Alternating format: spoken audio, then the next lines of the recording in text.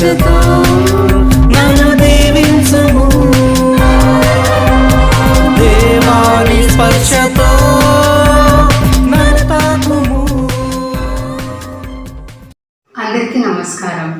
ఈనాటి సువిశేషంలో యేసుక్రీస్తు తుది న్యాయాన్ని వివరించారు.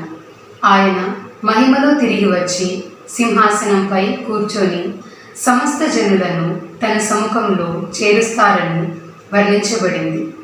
ఆయన గొర్రెలను కుడివైపున, మేకలను ఎడమ వైపున ఉంచుతారు.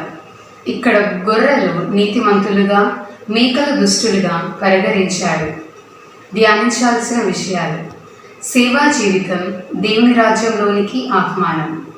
యేసు గొర్రెలను తన కుడివైపున నుంచి మీరు నన్ను ఆకలి ఉన్నప్పుడు తినిపించారు, దప్పిగా ఉన్నప్పుడు దాహం తీర్చారు, అన్యులు ఉన్నప్పుడు ఆదుకున్నారు అని అన్నారు. ఇది ప్రేమ మరియు సేవ ద్వారా దేవుని రాజ్యంలోనికి ప్రవేశించే మార్గాన్ని చూపిస్తుంది. ప్రేమ యేసును తాకే మార్గం. యేసు ఈ విధముగా చెప్పారు: మీరు వీరిలో పేదలకు చేసిన దాన్ని నాకు చేసినట్లే.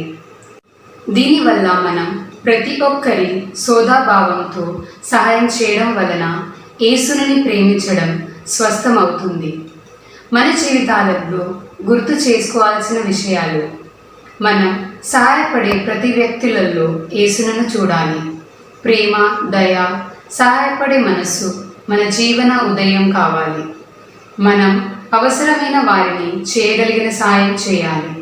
ఇది విన్న తర్వాత మనం నేర్చుకోవలసిన గొప్ప సత్యం ఏమిటంటే, దేవుని ప్రేమ పొందాలంటే మనం సమీప మనుషులకు ప్రేమను పంచాలి.